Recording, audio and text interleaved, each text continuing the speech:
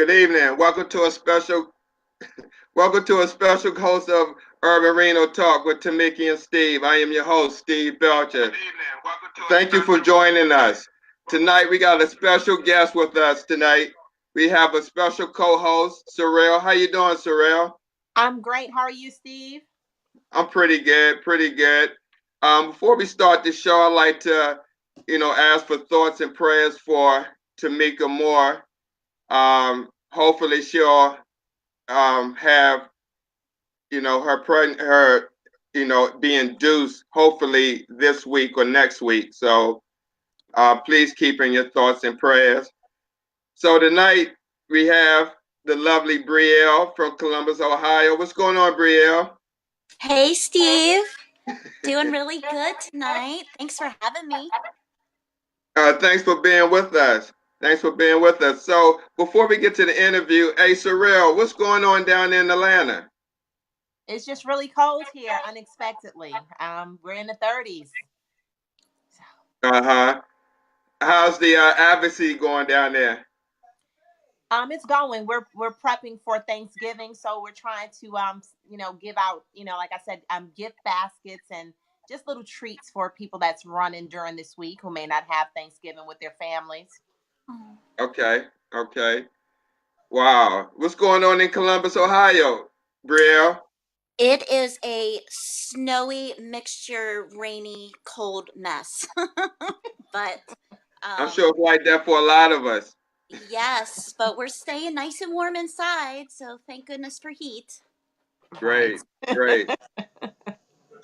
So, Brielle, you're the main person of the hour. I mean, very inspirational. Even Sorrel, when we had her on the show last week, she mentioned you because she saw one of your videos.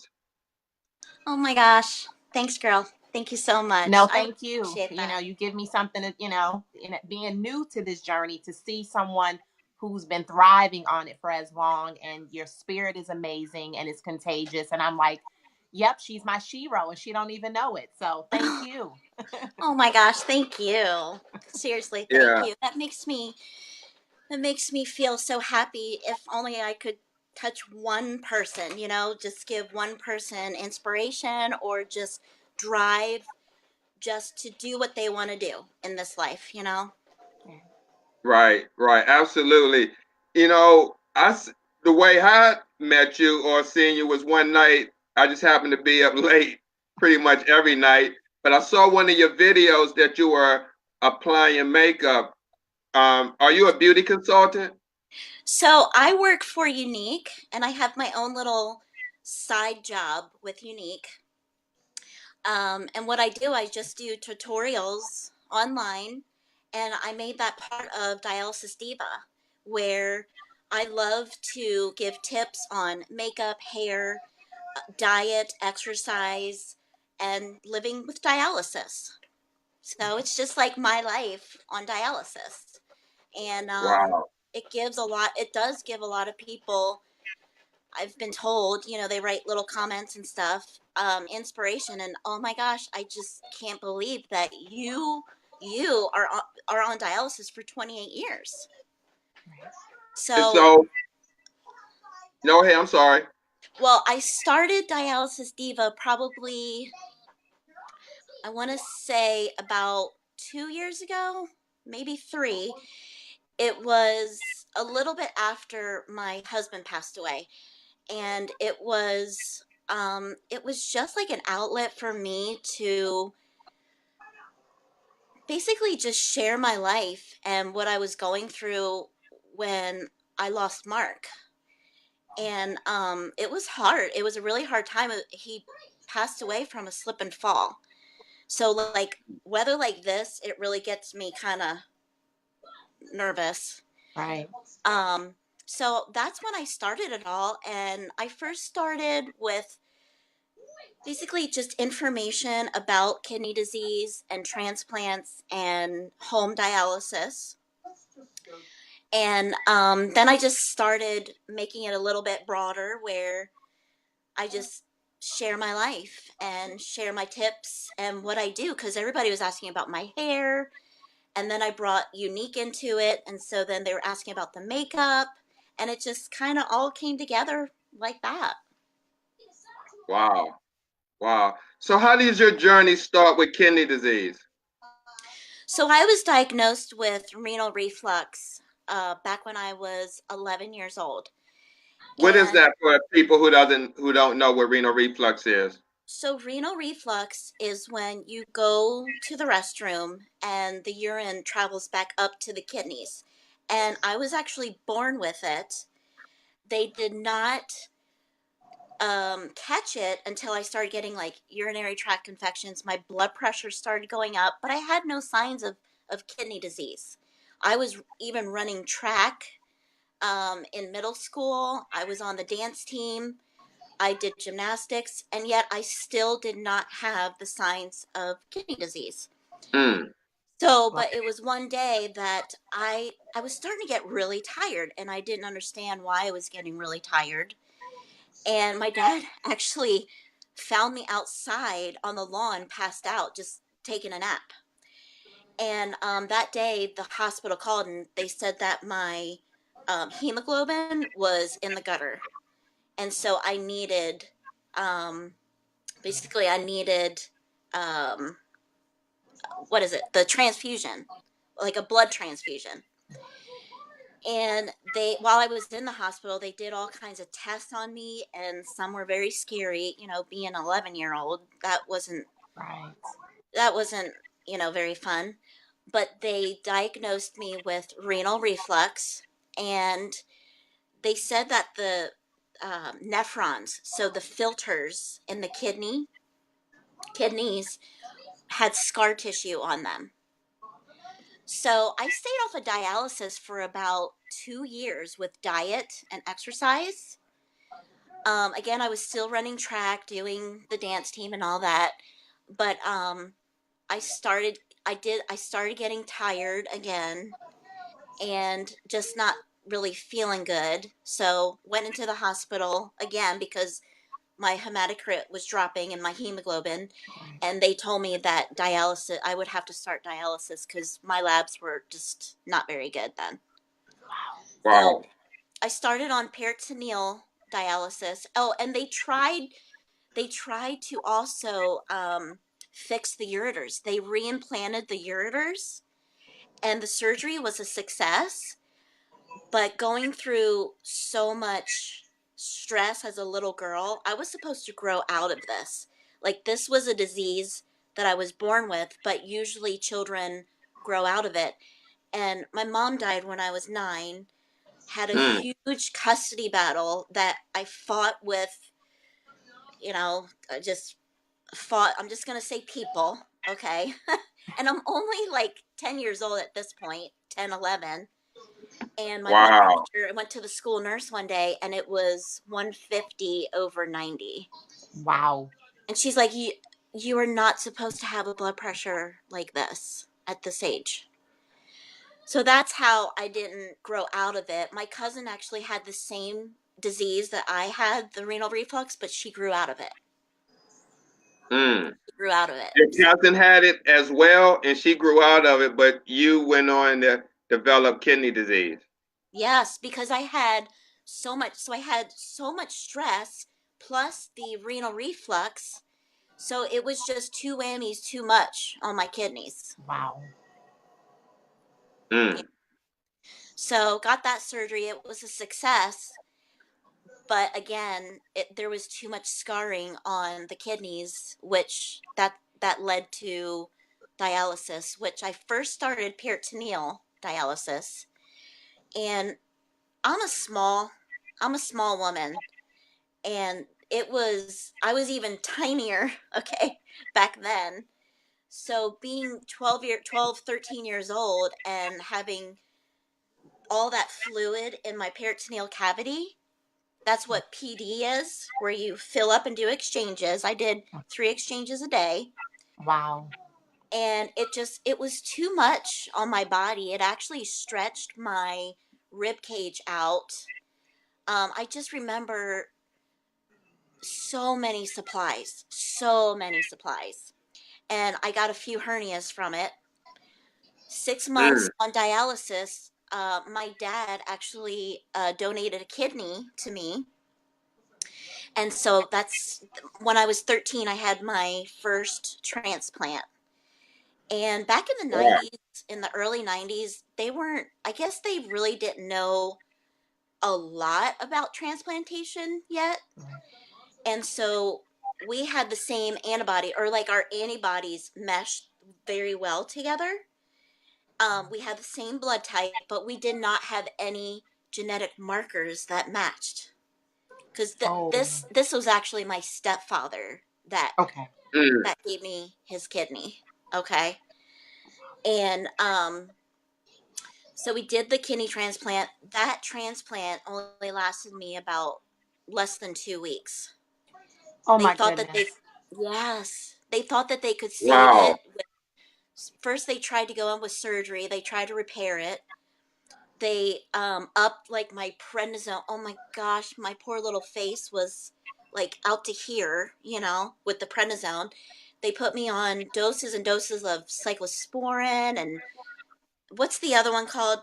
Neo, or I forget all the names because Talking about the my last transplant was 20 years ago. Because then I had another one from my brother, but back up a little bit. So um, the transplant failed. So then I went on hemodialysis, and I did so good with that. I did amazing with hemodialysis. So wait a minute. Let me ask you one quick question, Brielle. Sure. I'm sorry. Um, so because that's a lot to digest. So at 13, your dad, your stepdad gave you a kidney, Yep. and Yes. 2 weeks later it rejected. Yes. So did at 13 did you understand that what was going on? Absolutely not. And I did not have any options. The hospital did not give us options if I wanted to do PD or hemodialysis. For Wow. children, they just put you on PD. They put you on PD. They thought that it would be easier, I guess, on children. I mean, that's my only guess because we didn't Hmm. have an option. I was like, they were wheeling me down to surgery and putting that catheter in my belly, and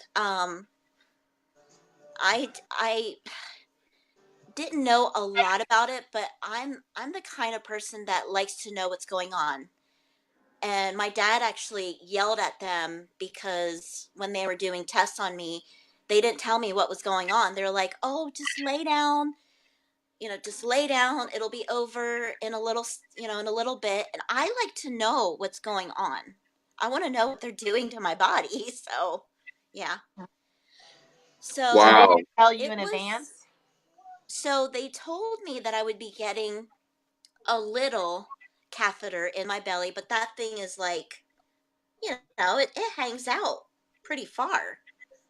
I'm going to Mm. say like, pretty far. And that alone just gave me, okay, so I'm in middle school now. I'm in like, what, eighth grade. The kids weren't very nice. I had very, very low self esteem with the catheter. I Mm. always looked like I was about 5 months pregnant. So if you can imagine the bullying that I had when I was in middle school, it was really sad. Um, but I let's see. Okay, so now we're like in 91, 92. I started high school, and I didn't tell anybody that I was on dialysis. Mm. I didn't tell Wow. anybody. My best friend didn't even know. And my dad, he just, I guess he was trying to just protect me, and he just wanted me to have a normal high school life. And so I'm on hemodialysis 3 times a week. Right. It was great. I had the best high school years ever. I had so much fun. I was in the choir for like 4 years. I didn't do any academics. Um, So I was on peritoneal. Let's see. Got off peritoneal. Was on hemo until about 94, and then my access in my arm started getting huge, and started enlarging the right side of my heart, and then giving me ascites. Oh my Mm. goodness. So I got that drained a couple times, which that was, oh my gosh, it was so painful. So how was you hiding that in high school? How did what? How was you hiding the ascites when you was in high school? If Well, nobody knew you was so on I would dialysis. wear big shirts, okay? And that was, thank gosh, that was the style back in the early 90s, like the Right. flannels and all of that, okay? So I was basically hiding it. And then when I got the ascites, they told me that I could go back on, well, I had to go back on PD to get rid of that fluid. So I went on PD until 98. I graduated in 95. And then let's see. I went back on PD, okay? So got the catheter again, and I was used to it, so it wasn't that bad the second time around. Mm-hmm. Okay. Then my brother actually donated his kidney to me back in 1998, Okay. Wow. and it was doing really well for another, like, this one only lasted me about 2.5 to 3 weeks. And What? Wait. This one too?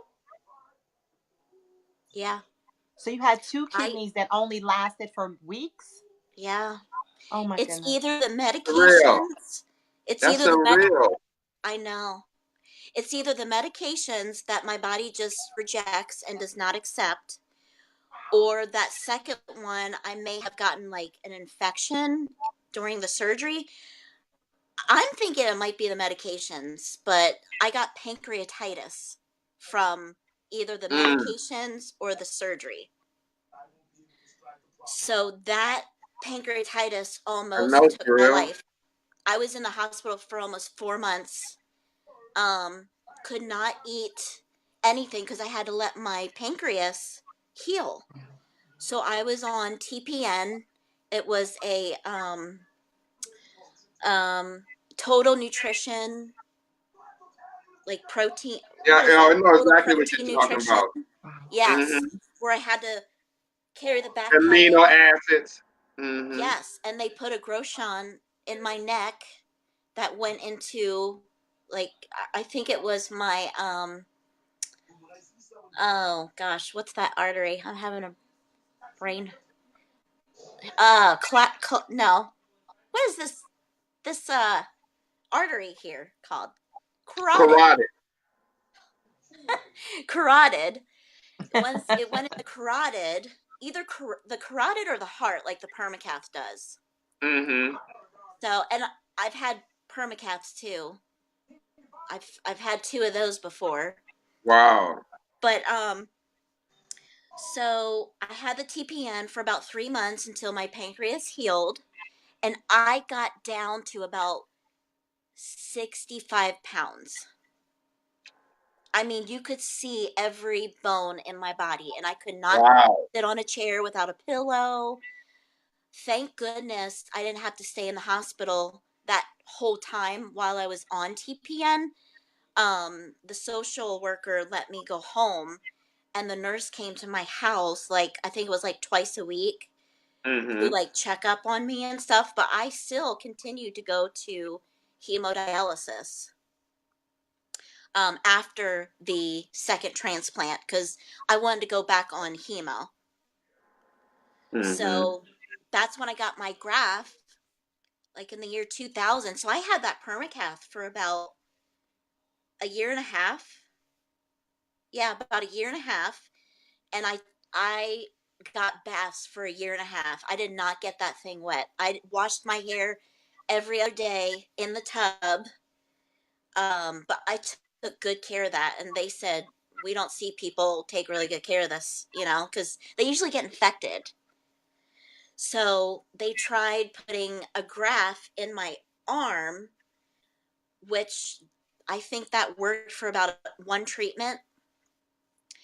And What? then just one treatment, the veins in my arms were so small that the graft didn't even work. It shut down. But the thing about it, Brielle, see, this is the thing. This is what I'm talking about is with that.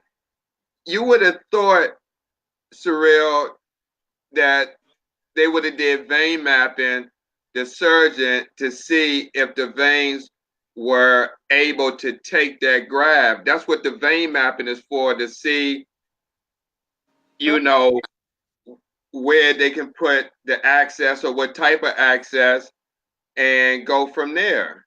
So, they did do a vein map on my arm and they thought that it would work, but it didn't. It just didn't. So then they tried my Mm. thighs and thank goodness. Okay, so I've had the left thigh graft now for um 18 years Wow. with one revision because 18 years with one revision. Steve, Guys, you I'm hear like that? I am a Wow. hawk when it comes to my graft. I stick myself now because now I do home dialysis. I've been doing that for 6 years now. But I will tell you, when I would go in the center, I would tell them where to go because some of the nurses and the techs did not want to rotate. They wanted to go in like where the other person went before. And I remember one tech, she was too quick for me and she went in the same spot and I knew because I was supposed to have 3 holes, okay, like 3 scabs in my arterial and then 3 in the venous, right? And I only had 2 in the arterial and 3 in the venous. And I'm like, son of a gun, she went right in the same spot. So Wow. she didn't put me on anymore. Right, right. So when you were in center and the staff was putting the needles in you, were you watching them or you just go about your business and let them do what they do No, and set the machine? I was watching them because I wanted to learn how to do it. And one of my renal doctors, my nephrologist, said you would make an awesome home dialysis candidate. So Mm-hmm. I wanted to learn everything. I wanted to learn everything. And especially, like I tell people all the time, it is so important to stay alert in dialysis. Mm-hmm. I even when I do dialysis here at my home, I never sleep. I don't think I have ever slept on dialysis, even in center. Maybe when I was in the hospital because I was, like I had all kinds of drugs in me and stuff, and it's hard to stay awake. But Mm-hmm.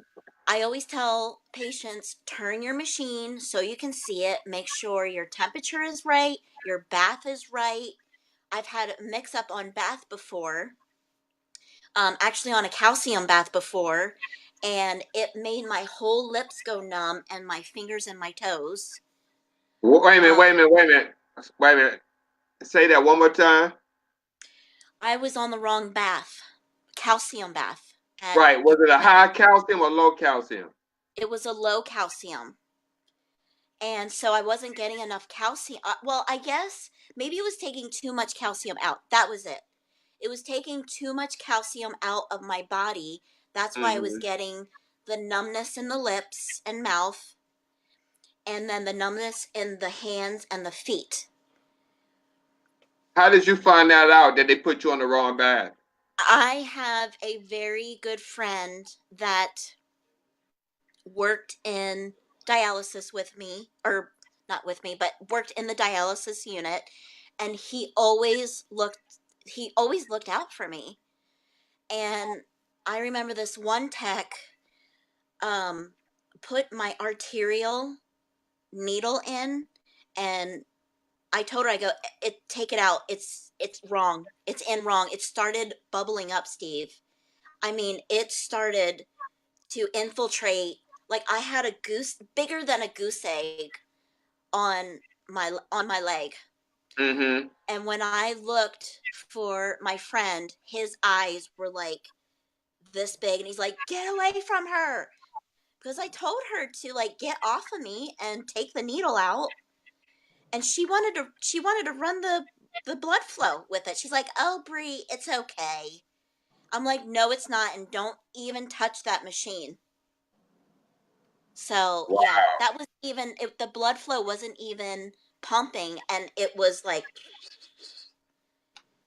So she infiltrated you basically. yeah, oh gosh, yeah, she put me in the emergency room. So Wow. thank gosh I think they stented the graft. Um that was the first graft that I had. I had to get it revised back in 2008 because my venous side actually blew and I bled out Wow. in a You bled restaurant. out where? I bled out in a restaurant. My husband and I were just out. It was actually around in October. We were just out on a date, together, and I knew This past something was. October? What's that? This past 2008. October? No, no, no, 2008. 2008. Okay. 2008. Okay. Okay. And I knew something was wrong, so I went to go get it checked out by the vascular surgeon. And he told me, "Well, just keep an eye on it, keep it clean." And it looked weird. It looked like there was a little bit of out. It doesn't look right to me. And I'll tell you what was popping out. It was the stent that was popping out. So when I stood up to leave, when my husband and I went to go leave, all of a sudden I felt this gush. And I'm like, okay, wait a minute. I don't urinate. Okay. So I thought maybe it's just pus or something. I looked down and there was already a 3-inch diameter of blood around my foot. Mm. That's how much I was bleeding. And they told me that I was very, very lucky. My husband actually saved my life. He was a chiropractor, and he put pressure on my femoral artery and then held the spot where it was coming out. There was a trail to the women's restroom, and there was actually a nurse in the restroom, and she said, "Is she a dialysis patient?" And my husband's like, "Yes, yes, just give me some paper towels." And he actually controlled the bleeding so that it wasn't like gushing. It was bad. It was so bad. They called 911. I was rushed to the hospital. They finally got it under control, and that's when they revised. They put all fresh new graft material in my leg, and I've had this one ever since 2008. So this one is now 10 years old. Wow. Wow. Yeah. Incredible. Yeah. Incredible. Yep. I mean, Steve, you guys, I really am. My best friend calls me a living miracle just because I've died like 3 times on the table. And I just give Wow. gratitude to God because I'm here to do something. I'm here to do something, you know? Absolutely. I believe we all three are here to do something. That is right. Yep. So how did you get involved um, with the dog petting service? I mean, with the dog sitting service? So my really good friend Bo had a very sick doggy, Pookie, and I was actually working in a flower store on and off for about 15 years. And she said, "Would you like to take care of my dog?" Because I absolutely love animals. I just get so much comfort with animals. During the custody battle when I was little, I had chickens, a goat, uh, a dog, kittens, and I just felt so secluded back then that the animals they always brought me comfort. And so I've always had this connection with animals. So I took care of her dog, And her dog needed 24-hour care because she had cancer and just was not doing very well. And I said, you know what? I wonder if this could be like a business or something. Like if I could have this as a business because I absolutely love it. And I looked online, and sure enough, there were like pet sitters. There weren't many at the time, so this was like 5.5 years ago. And my husband at the time, he was just like, go for it. He was all for it. Like, he was my biggest fan, my biggest fan. And he said, why don't you just stop working at the flower shop and do this full time? So I started getting clients here and there. And to this day, I have about 125 clients. Wow. Yeah. Now, Yep. I have a question. And, how I was told, right, since I'm new to this, to be mindful of pets being a dialysis patient. How do you safeguard yourself and operate your business? So I do meet and greets. And what that is I go and meet the dog or the cat and the clients first. If I feel unsafe or I don't feel sure about, like the doggy, I won't take them on. So Okay. that's what's really nice about having my own business too, is that I can work when I want to and, not work when I don't want to work. Right. Um, the other thing too is I dialysis for me, it always comes first. Just because if I'm not healthy, I can't help other people, you Right. know? So what I do, I basically just schedule my sits around dialysis. Um, I usually either do it in the morning, dialysis in the morning, or at night. But I'm really careful with my leg too. And even with working out, I feel like when I work out, it gets the blood pumping and it gets my graph like really working the way it should. It gets that circulation Right. running through there. So I'm aware of the dog and my leg, or like the cat and my leg. Um, so I'm aware of it all the time because you have to be. I mean, it's your lifeline. So, did that answer your question? It did. So you go from the pet sitting. How did you start working out? I know you said it kind of helps with the blood flow and things like that, but I mean, you're like a serious athlete. And as someone who's also on dialysis, I'm like, clearly, this woman, again, to me, I look at you and I watch your energy level. And like, how do you balance that out? So, I have to give credit to my best friend, Jason.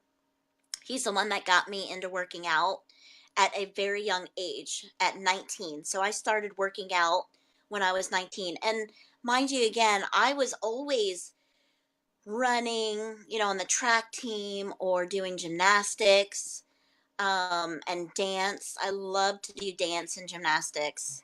I played softball when I was younger.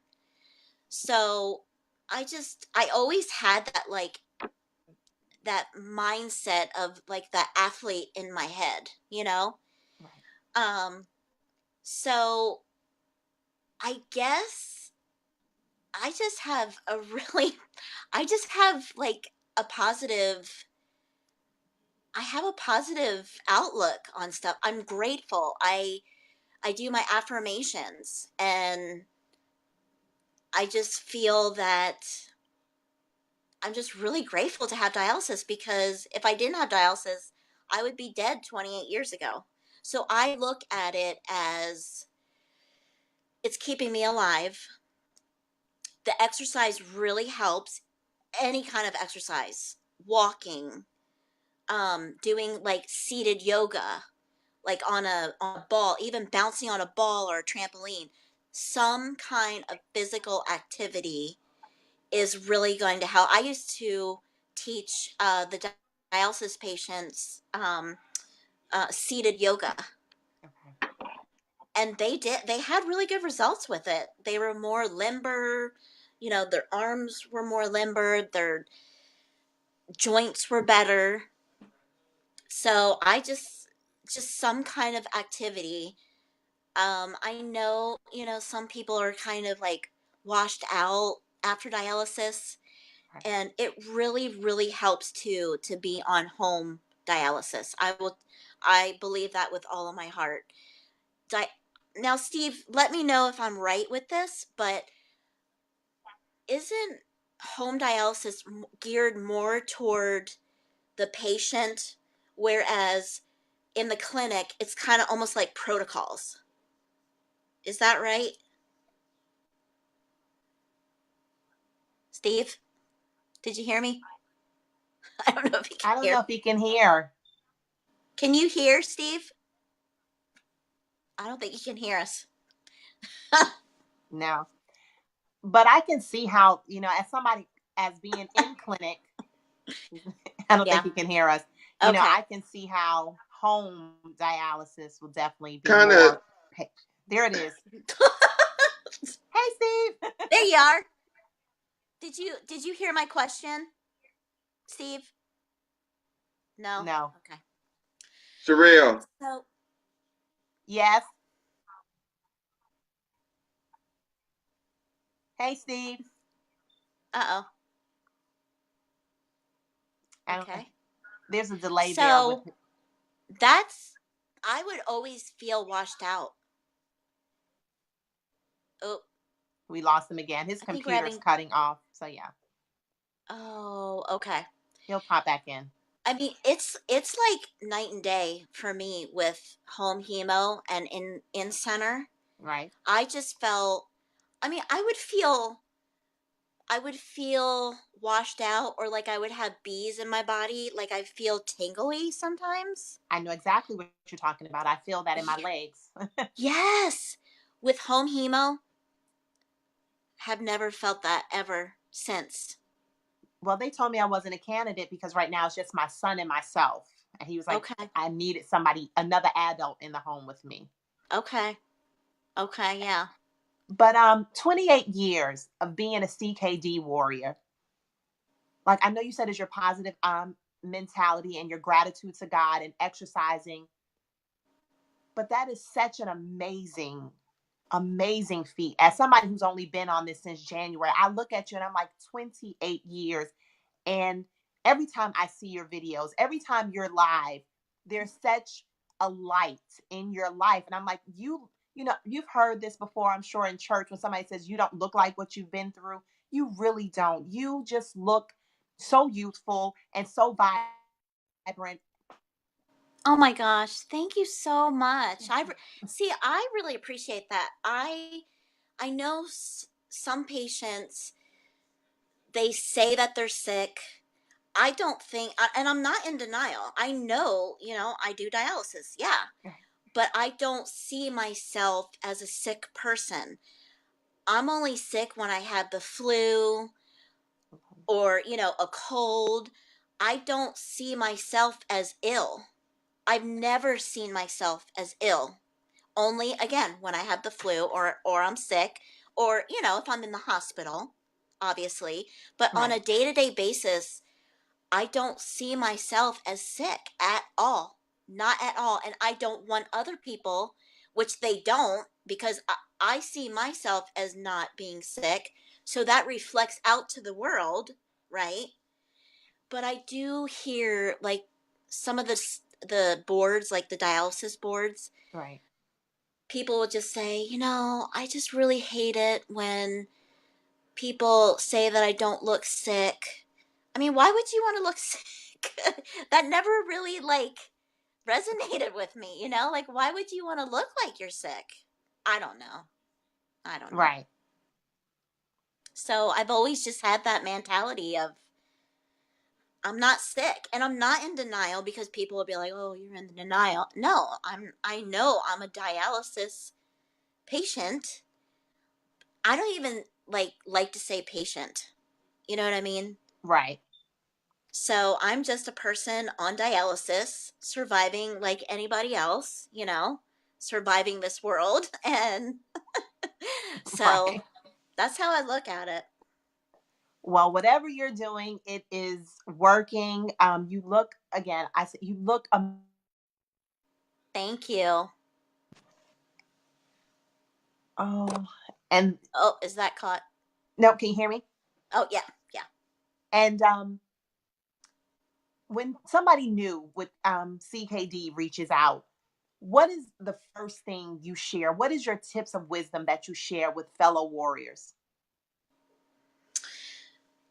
Um, my first tip is just, it would be gratitude. Just, I know it kind of looks ugly now, It kind of looks like, oh my gosh, I'm going to be tethered to this machine forever. But you can still have a full life. Like while I was on hemodialysis in the clinic, Right. I got married. I, I even before when I got married, I was dating. Dating was never a problem for me. I just said, this is my life. You can either accept it or not. And there were guys that were like, no, I'm afraid you're gonna die. And I'm like, Oh, everybody's gonna die. Okay. that's You so like, insensitive. yeah. So I just knew that they weren't the man that I was looking for until my husband came around, and it probably did help for him being a chiropractor, since he knew Okay. he even told me all the time, he was so inspired by my attitude, my positivity, and my strong mindset, that he just loved me for me. And so yeah, started my own business, kept my own business, Wow. go to the gym. I've got my own apartment, which I want to talk to you about the solo dialysis. Okay. And then I don't know, I've just accomplished, I was even in a bodybuilding composition or competition and took second place. Awesome. Mhm. Yeah. And this is I've while done dealing with dialysis. Yeah, while on dialysis. I mean, it was all out there in the open. My belly is like a roadmap, because when they found out I got pancreatitis, it was from an exploratory surgery that they did. So I've got a huge scar in the middle of my belly, plus all the two catheters and Right. hernias. It was all out there for everybody to see, but I just wanted to prove myself that your scars are a journey. It tells your life journey, and I think scars just make you so tough too. So, Well, you like, are definitely tough. So with the bodybuilding, how were there any restrictions or limitations as far as the weight, the amount of weights you can lift, or you were just able to kind of just lift what your body could tolerate? so at one point I was actually leg pressing 400 pounds. Oh my gosh. Yeah. Um and again, I had spotters and everything, and I was very careful. Okay. I would just lift to what my body could tolerate too. I did push myself, and I was on a pretty high protein diet, which they want you to be on a high protein diet anyway. My Right. creatinine did bump up a little bit just because of all the muscle I was putting on. Okay. But other than that, I mean, it was great. I can post some pictures. I think some of them are on Dialysis Diva, but I can post pictures again of that was back in 2005 when I did competition. And I only did one just because it's really hard, even for a person whose kidneys are working. Right. It's hard.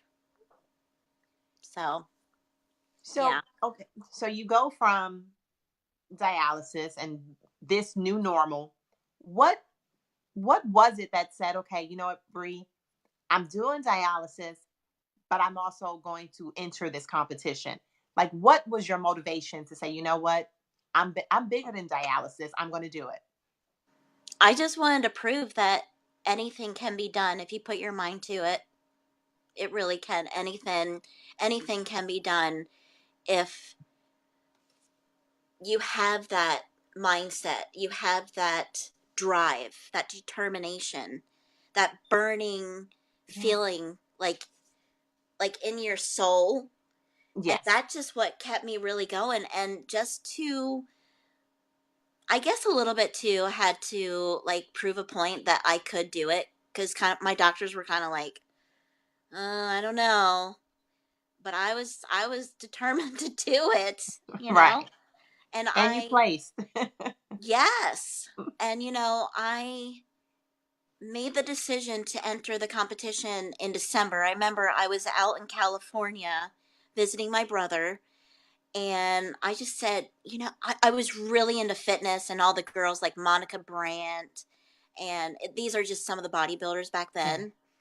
And my best friend Jason owned a nutrition store too. So that alone, Okay. I had all of the tools too, the protein powders and the protein bars and the amino acids and everything just at hand.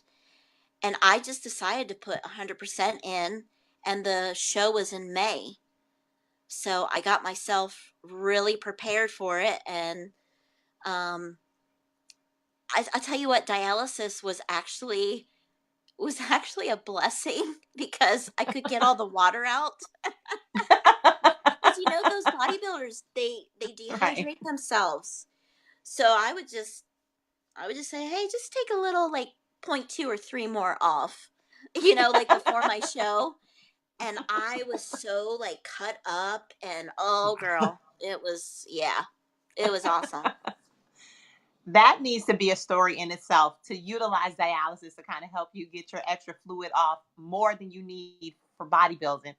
You have a Yes. way of taking dialysis and putting such a positive and empowering spin on it that it doesn't seem like it's in control, but you're definitely controlling this, because we don't claim sickness, but this shift in Yeah. our journey. Yeah. Yes. Yeah. Wow. Definitely. Definitely. So do you still exercise as much? I mean, probably not as intense, but do you still work out like daily or every other day? So with walking, that's a lot of exercise there, because I do walk a lot of doggies during the day. Excuse me, Miss And Bree. what's that? Marvin Walker Jr. said, "You are so encouraging to us dialysis patients." I just wanted you to know people are being so Oh, encouraged by your story. So they're speaking out. So oh my gosh, thanks, okay. Marvin. I appreciate that so much. Aw. Yeah, Okay. so I do light weights now. I'm not as heavy. Like don't lift as heavy, but I do a lot of walking during the day. Okay. I am doing this new 30-day, it's almost like a 30-day gratitude, um, just a 30-day gratitude. I don't know what you call it, but just waking up earlier in the morning.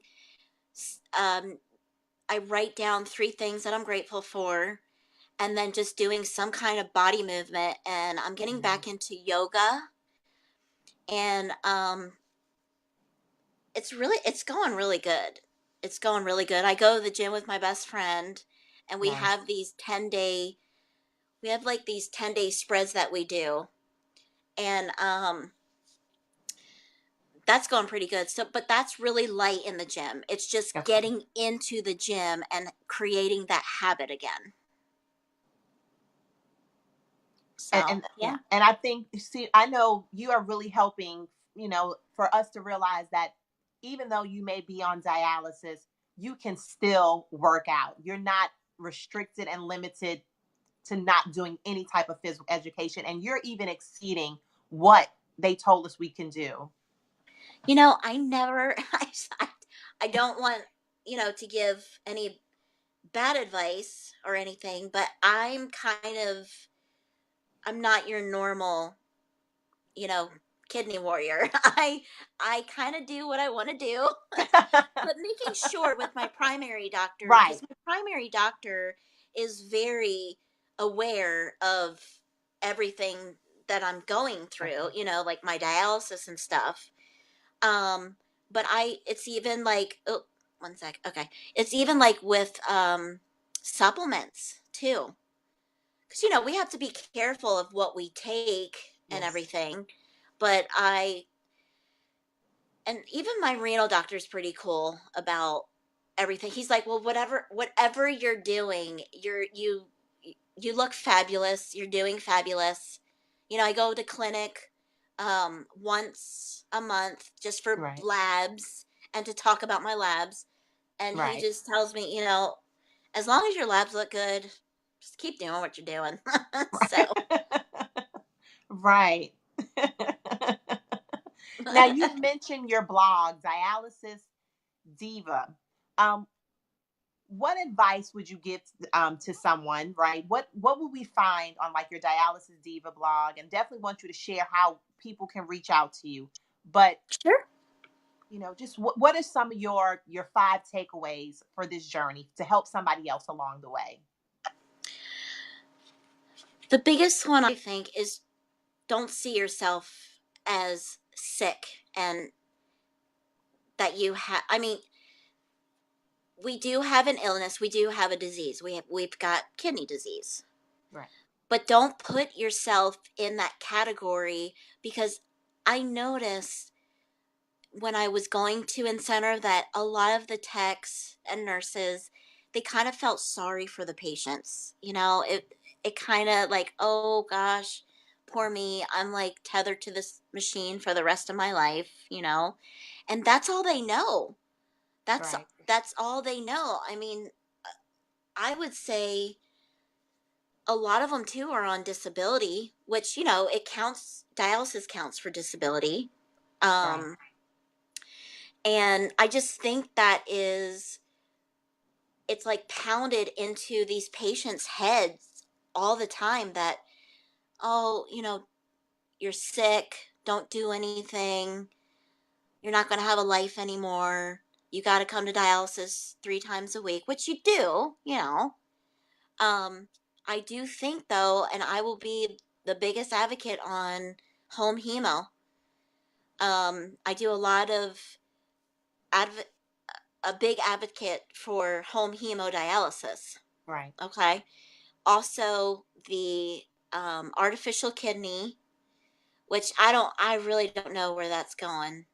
I did a lot of fundraising for them in the beginning, but I go on their site and I don't see anything anymore, Right. or on their Facebook, and Uh-huh. it kind of, you know, that makes me sad, but it is what it is, you know. I just hope one day that can be another option for people like me that can't take the immunosuppressants. Right. Um, and the other thing too is to be your biggest advocate. Nobody else is going to look out for you Right. as much as you are for yourself. So those are probably like the main, that too, and I want to do more on prevention because prevention is the key to get it early, like with Right. get your blood checked for diabetes, because diabetes, we all know diabetes can lead to kidney failure. I've known several patients that are in the chair because of that. High blood pressure, hello me, you know. Right. And keep your stress level low. That's why I started praying and meditating more and doing my affirmations in the morning and writing down 3 things that I'm so grateful for. And a lot of times it is dialysis because I wouldn't be here if it wasn't for dialysis. Right. Right. Again, your So, attitude is amazing. Well, before we go, how can the people stay connected to you? I mean, you're such a light, and we want people to make sure that they can connect with you. So please share where we can find you. so right now um I've got the one page on Facebook. It's called Dialysis Diva. And that's on Facebook. It's just Facebook.com I always say backsplash. Isn't that funny? Backslash Right. backslash dialysis diva. And I don't have a website yet for dialysis diva, but I've been really truly thinking about that. Okay. So keep a lookout for that. I also have a Facebook page for my pet sitting business, which is All Paws, the letter N, Claws Pet Sitting. Nice. And then my website is, again, All Paws, the letter N, Claws.com. So that's where you can find me. And then my page, Brielle, it's Brielle K. Gazzara, Gazzara, Chirila, Chirila. That's how you can find me. Well, it has been my pleasure and my honor just to get to spend this time with you. And everybody that has joined in has been blessed and encouraged by your story. Please keep sharing. Please keep encouraging and just keep being the amazing woman and warrior that you are. And I look forward to connecting with you again. And I know Steve said to thank you. He's appreciative for what you're doing. And we definitely, the three of us, have to link up again so we can continue to get this word out and help others along the way. Definitely. Definitely. And thank you. Thank you so much for having me and just letting me share my story live with people. And hopefully people will share and just get, this positive information. So. Well, you have an amazing evening and you be safe and warm in Ohio. And I look forward to speaking with you again. Yes, I sure will. Thank you. Okay. All right. Bye. Thanks. Bye-bye. Bye-bye. And thank you all for watching and joining. And please continue to lift up Steve and Tamika in prayer, especially as she's about to give birth to her wonderful baby. We thank you and we appreciate you. Good night.